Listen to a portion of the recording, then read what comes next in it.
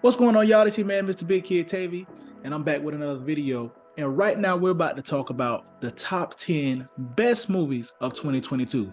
Now, this list is my personal list. This is, the movies that I enjoyed, I had a great time with. And they may not be the best movies that everybody thinks are the best movies. These are my favorite movies of 2022. So keep that in mind as you're watching this video, and let's just go have fun talking about these movies. With that said, let's dive in. At number 10, I have DC. What's the full title? I'm gonna say DC Super Pets. DC's League of Super Pets. This is a movie that I really was not looking forward to watching. It was something I was like, I'll go ahead and check it out when I get an opportunity. But guys, I'm gonna tell you like this, I'm glad I did go and watch it when it was in theaters. Is this the best movie of all time? No. Is this the best movie on this list? No. But this was a film that I thoroughly enjoyed. It was cute. It was funny. The film starred Kevin Hart and Dwayne "The Rock" Johnson. Anytime they're together, man, they make chemistry. Well, they have chemistry and they make magic. And this film here, just taking a different approach to a superhero film, is coming from the aspect of the pets of the big name superheroes, Superman, Batman, Wonder Woman, and just dealing with their pets and how they would take on the superhero life. So I really enjoyed that one, and that's why I have it at number 10. Coming in at number 9, this is another film that I didn't think I would watch. This film here, The Adam Project. I saw the trailer I saw it on YouTube, and I said, you know what?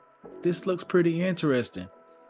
And I'm gonna just tell you like this, I'm a big fan of Ryan Reynolds. Anything with Ryan Reynolds, I want to check it out. He typically brings the heat in anything that he's in. I really had fun. This was a different approach to time travel, and I'm not going to give it away, but if you like time travel movies, I highly suggest that you check out The Adam Project.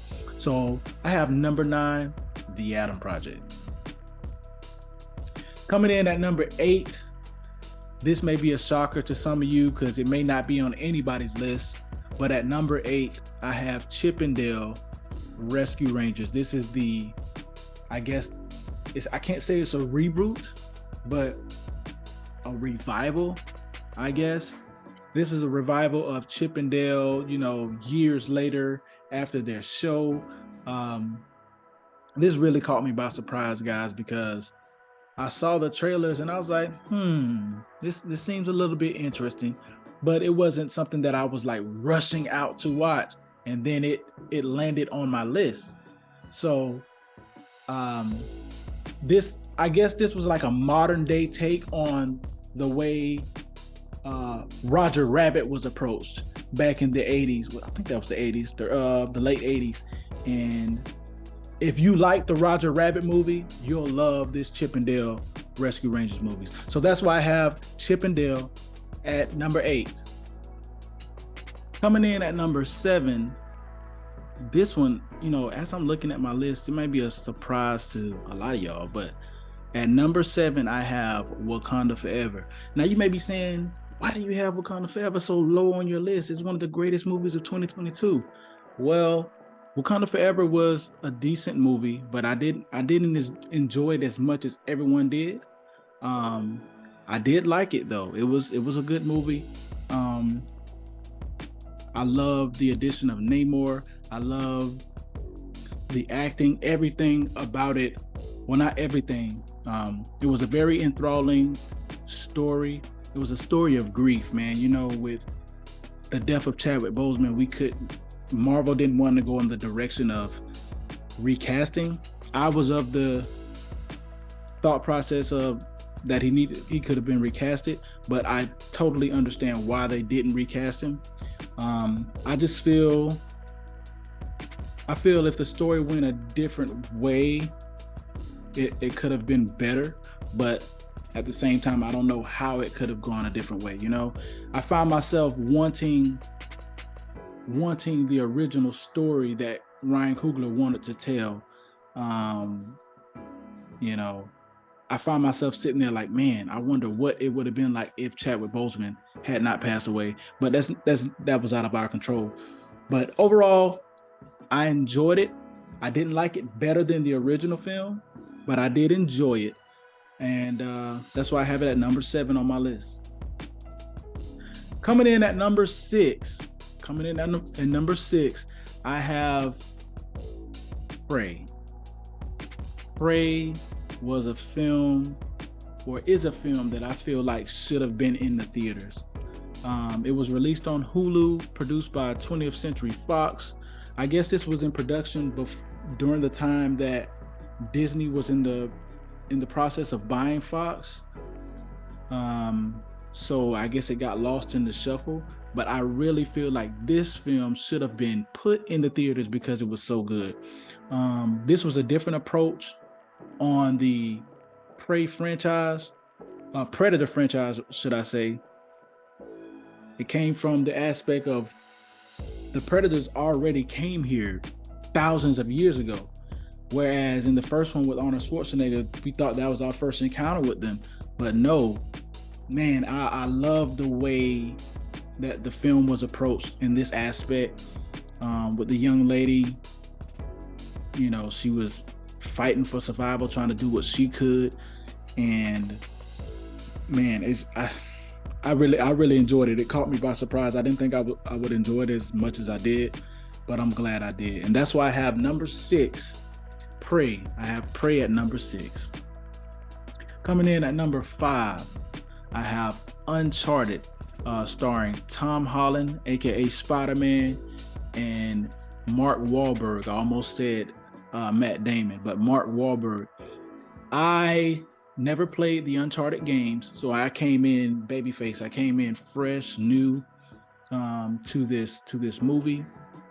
My buddy Dante played the games. I remember him playing the games when I would be at his house, and that's the only recollection I ever have about Uncharted. So I came in fresh, and let me just say, man, I really had a great time sitting in the theater with this movie. I was sitting there, I was smiling from ear to ear, man, and it was just, I know a lot of people have been harping on this movie like, oh, it wasn't this, it wasn't that. Well, like I said, I came in fresh with no knowledge of the games, no knowledge of anything else.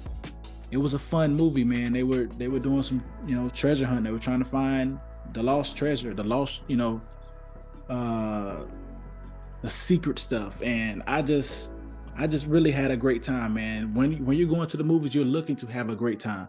You want that suspension of disbelief. You want to just get lost in what's being presented, and that's what I did, man. I had a great time. So that's why I have Uncharted at number 5. All right, coming in at number 4. Number 4, I have Black Adam.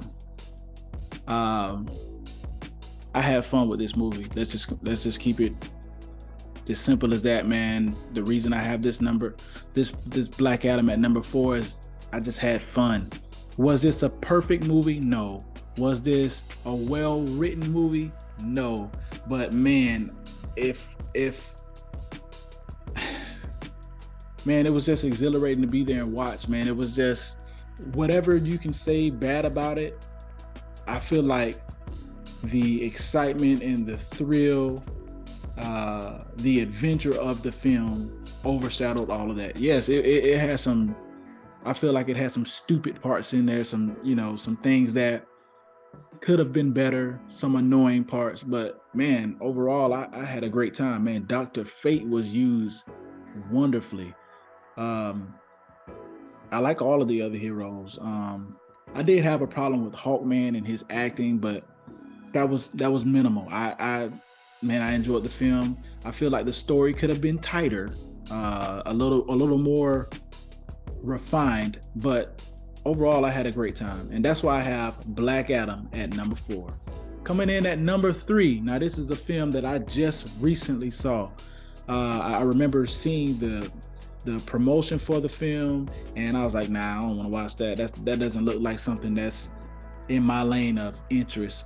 But I'm gonna tell y'all like this, I'm glad I watched it, and man, I'm gonna start just watching films when I say home. I don't want to watch that. Bullet Train. I have Bullet Train at number 3. I just recently watched this, and man, from start to finish, this movie was engaging. It was almost like a mystery. You trying to figure out exactly what was going on, because once you thought you were here, then you realize you're over here, and this connection piece connects to over here. So it was like, I was like, from beginning to end, I was glued to the TV, and I was like, man, this is a good film. I feel like the acting was good. I feel like the pacing was good. I feel the writing was good. Man, the action, the fight scenes, all of that was great, man. And that's why I have Bullet Train at number 3. Coming in at number 2, I have The Batman. Matt Reeves, The Batman. You know, there was a lot of hoopla surrounding this film when it was in production. A lot of people didn't like Robert Pattinson's casting as the Batman. Everybody was talking about him as Twilight Boy, and oh, nobody wants him as Batman. But if you take a look at history, a lot of the great superhero or actors that played great superheroes, no one really wanted them casted. Look at Ben Affleck's Batman. You know, no one wanted him there. And man, he turned out to be one of the best Batman. Not my favorite Batman, but one of the best. And with Matt Reeves' Batman, I like this approach. This was a year 2 Batman. He was really determined. He was focused on being Batman. His obsession was Gotham City and righting the wrongs of Gotham, and just, he was, man, he didn't care about anything else. He didn't care about the money. He didn't care about the cars, the clothes, any of that. He was really obsessed with being Batman. I don't think at this point he has realized that he needs to use Bruce Wayne as his cow, because he's really Batman. I don't think he's there yet, where he's going to be the billionaire playboy, you know, showy guy. Maybe we'll get that in the sequels, but this one was really just focused in on Batman and fighting crime, and I really had a great time with it. Man, I really like the Batmobile scene when we first saw the Batmobile and that growling of the engine. Man, it was so scary. Everybody in Gotham was scared of Batman. The slow, cerebral walk, and it was just tantalizing, man. I really enjoyed the Batman, and that's why I have Batman, the Batman, Matt Reeves' Batman at number 2. Coming in at number 1, I have Glass Onion. Now, this may come as a shock to a lot of people. Some people that know me may think I would have had the Batman at number 1, but no, I have Glass Onion at number 1. I was really excited for this. I wish I could have watched it in theaters. I was introduced to this franchise with Knives Out. Knives Out was good. It was engaging, and it kept me on my toes. So when I saw the trailer for Knives Out 2 or Glass Onion, I said, oh yeah, I definitely have to watch this. And for those of you that have been on my channel for the longest, subscribe to my channel, you guys know I did a reaction, and I said I definitely had to check it out because I really enjoyed the first one. But this one, Glass Onion was so much better than the first one.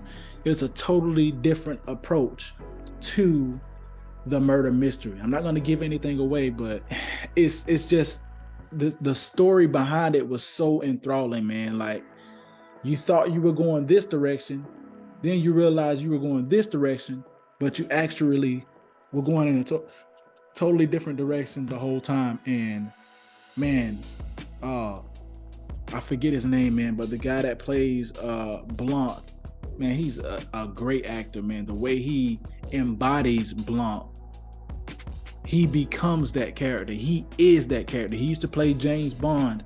I didn't watch any of the Bond films. I probably need to do that, but he embodies this character so well. I think all of the actors in this film did a great job. Everybody, man, Dave Bautista did a great job. Electric Lady, I can't think of her name. Janelle Monáe, she did a great job. Man, when you guys see what she's doing in this film, you're gonna be like, wow, man, I didn't know she could go that way, and she did. She did such a great job. This is a film that I definitely want to watch again, and it's one that I recently watched because it just dropped on Netflix. Like I said, I wasn't able to see it in theater, but I really wish I was able to watch this with an audience, so that I can feel what they were feeling and we could all share that experience together. But yeah, man, coming in at number 1, I have Glass Onion. But those are my thoughts. Those are my top 10 movies of 2022. What did you guys think? Did you agree with my list? Did you not agree with my list? Do you see some films that you feel like, hey, that should have been there, that should not have been there? Drop your thoughts down in the comment section and let me know your thoughts. Drop your top 10 in the comments, all right? If you enjoyed my video, if you enjoyed this top 10 list, breaking down the best movies of 2022, be sure to like, subscribe, and share, okay? It really helps the channel grow, guys. And make sure you're watching out for the most anticipated films of 2023. That'll be coming out soon, all right? With all that said, Mr. Big Kid Tavy, I'll let you guys later.